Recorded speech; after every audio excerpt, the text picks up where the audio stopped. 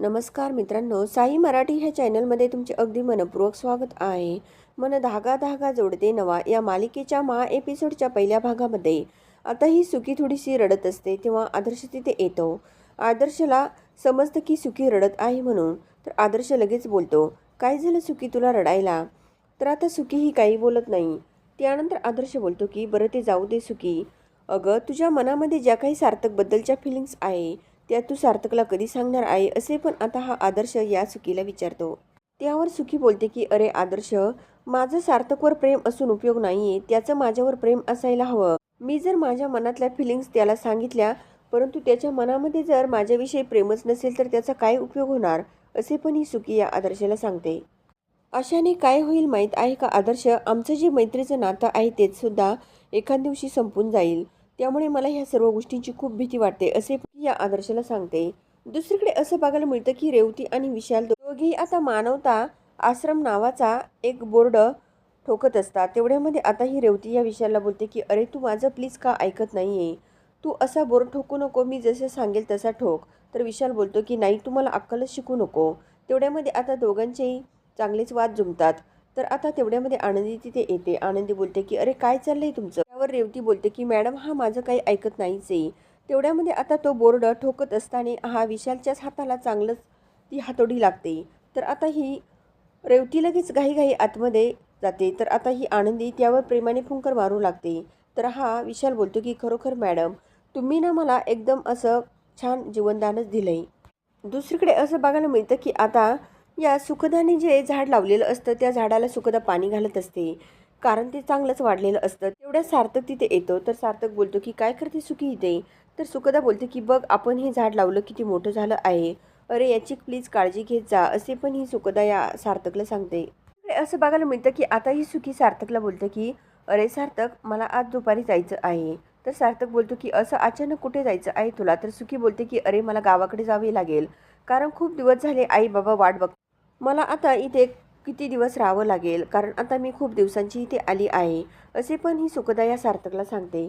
त्यावर सार्थक बोलतो की अगं मग मी आज ऑफिसला जात नाही आहे. तर सुखदा बोलते की नाही, तू ऑफिसला जा, कारण आपण फोनवर तर तसं बोलतच राहू आणि एखाद्या दिवशी भेटू पण, असे पण सुखदा या सार्थकला सांगते. दुसरीकडे असं बघायला मिळतं की आता सुखदा ही रूममध्ये येते. रूममध्ये आल्यानंतर सुखदा ही आपली बॅग भरते आणि इकडे जो समोर पडलेला टेडी असतो तो टेडी आपल्या हातात घेते आणि बोलते की बाय टेडी, आता आपली भेट कधी होईल ते सांगता येत नाही. आनंदीचा कॉल या सुखीला येतो. आता ही आनंदी या सुखीला बोलते की काय सुखी मॅडम, तुम्ही त्या प्रेमात पडलेल्या राजकुमाराला एवढं काही त्याच्या प्रेमात पडलंय की मला विसरूनच गेले, असे पण आता ही आनंदी या सुखीला बोलते. त्यानंतर आता ही आनंदीला सुखी सांगते की अगं मला खूप भीती वाटते, कारण मी त्याच्यावर इतकं काही प्रेम करते, परंतु तो त्याचं पहिलं प्रेम अजून विसरू शकलेला नाही आहे. मला इतकी भीती वाटते की मी जर त्याचं पहिलं प्रेम तो विसरला नाही आणि मी जर माझं प्रेम त्याच्यासमोर व्यक्त केलं आणि त्याने ते जर ॲक्सेप्ट केले नाही तर काय होईल, हाही ती मैत्रीसुद्धा गमावून बसेल, त्यामुळे मला खूप भीती वाटते, असे रडतच सुखी या आनंदीला सांगते. त्यानंतर आता ही सुखी बोलते की मी तिकडे येते आणि तुला लगेच भेटते. तर आनंदी बोलते की नाही सुखी, असं करू नको. अगं तू जर अशी तडकाफडकी निघून आली आणि जर तुम्ही दोघे असे एकमेकांपासून दुरावले तर तुमच्या त्या मैत्रीचा आणि प्रेमाचा काही उपयोग होणार नाही, असे पण ही आनंदी सुखीला फोनवर बोलते. नंतर आता ही सुखी बोलते की ताई मी तुझ्याशी नंतर बोलते. तर आता आनंदी बोलते की नाही सुखी, तू एक काम कर, तुझ्या मनामध्ये जे काही प्रेम आहे ते तू समोरच्याला व्यक्त करून टाक, तुझा फायनल डिसिजन त्याला सांगून टाक, असे पण ही आनंदी या सुखीला सांगते. दुसरीकडे असं बघायला मिळतं की आता ही सुद्धा आपल्या रूममध्ये असते.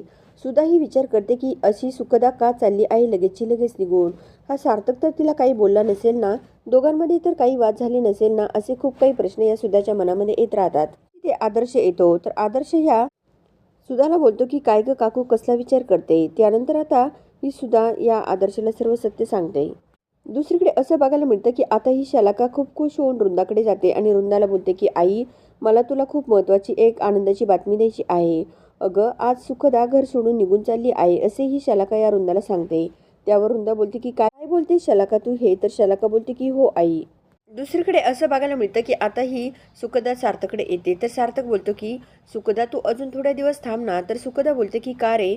तर आता सार्थक बोलतो की अगं थांब थोडे दिवस, बाकी काही नाही. तर आता ही सुखदा बोलते की अरे सार्थक, आपल्या नात्याला एक बॉर्डर आहे, त्यामुळे ती बॉर्डर तर आपल्याला पार करता येत नाही ना, असे पण ही सुखदा या सार्थकला बोलते. तर आता ही सुखदा सार्थकला बोलते की अरे तू असं ठणकावून का सांगत नाही की सुखदा तू थांब माझ्यासाठी, माझा हात धर आणि मला सांग की तू अजिबात जायचं नाही म्हणून, असं का बोलत नाही, असे पण सुखदा या सार्थकला बोलते.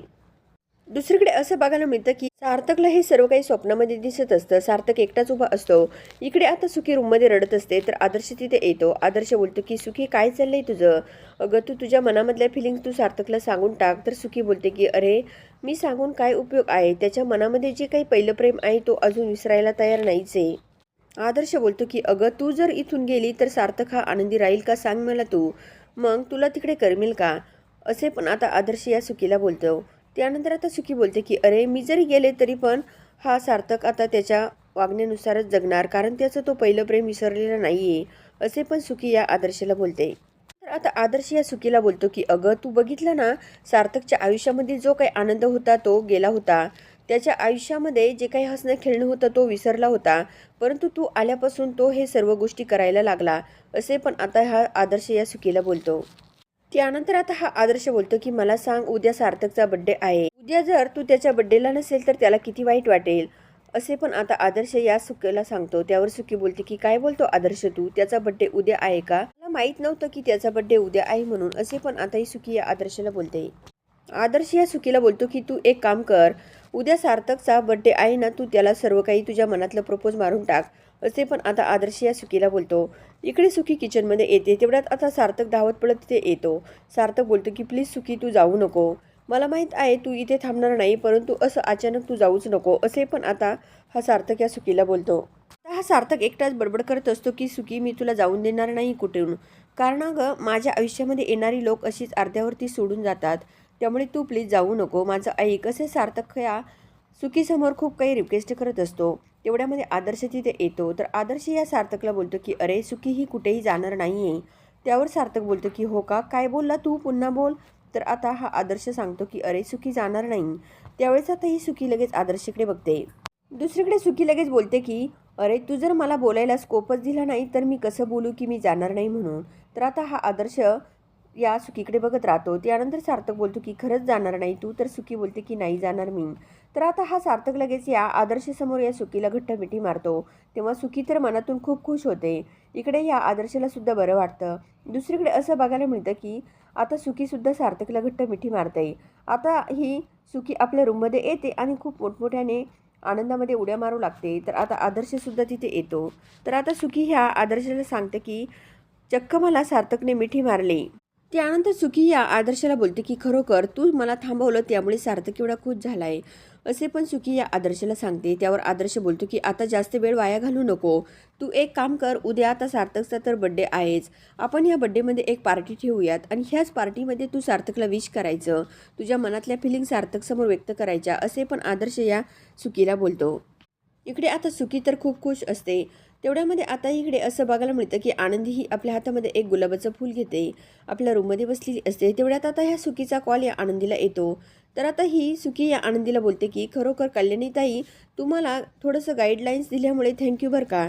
तर आता ही आनंदी बोलते की काय गं काय झालं. त्यानंतर सुखी या आनंदीला सांगते की अगं उद्या मी आता माझ्या मनातल्या फिलिंग्स सर्व काही त्या समोरच्या राजकुमाराला व्यक्त करणार आहे आणि जे काही उत्तर येईल समोरून ते येईल, परंतु मी आता सर्व काही मी प्रपोज मारणार आहे, असे पण आता ही सुखी या आनंदीला बोलते. त्यावर आनंदी बोलते की अगं मला माहीत आहे तुला समोरून उत्तर अगदी होकारमध्येच येणार आहे, त्यामुळे तू टेन्शन घेऊ नको, असे पण आता ही आनंदी या सुखीला बोलते.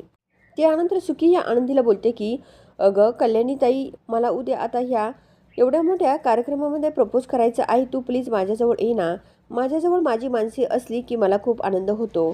तर आता आनंदी बोलते की अगं सुखी मॅडम मला तू सांग आता आश्रमाची किती कामे आहेत, मी कशी येऊ तिकडे, असे पण ही आनंदी या सुखीला बोलते. दुसरीकडे आता ही सुखी या कल्याणीला म्हणजे आनंदीला या नाशिकला येण्यासाठी खूप आग्रह करत असते, परंतु ही आनंदी काही तयार होत नसते. त्यानंतर आता ही सुखी बोलते की अगं कल्याणीताई प्लीज ये ना. तेवढ्यामध्ये रेवती तिथे आनंदीजवळ येते आणि बोलते की कल्याणीताई तुमच्या काही सह्या हव्या आहेत. त्यानंतर आता आनंदी या सुखीला बोलते की सुखी मॅडम थोडंसं थांबा मी सह्या करते. आता तो फोन आनंदी कानाला तसा चालू ठेवते आणि इकडे ह्या रेवतीने ज्या डॉक्युमेंट्स आणलेले असतात त्यावर आता ही आनंदी सह्या करते.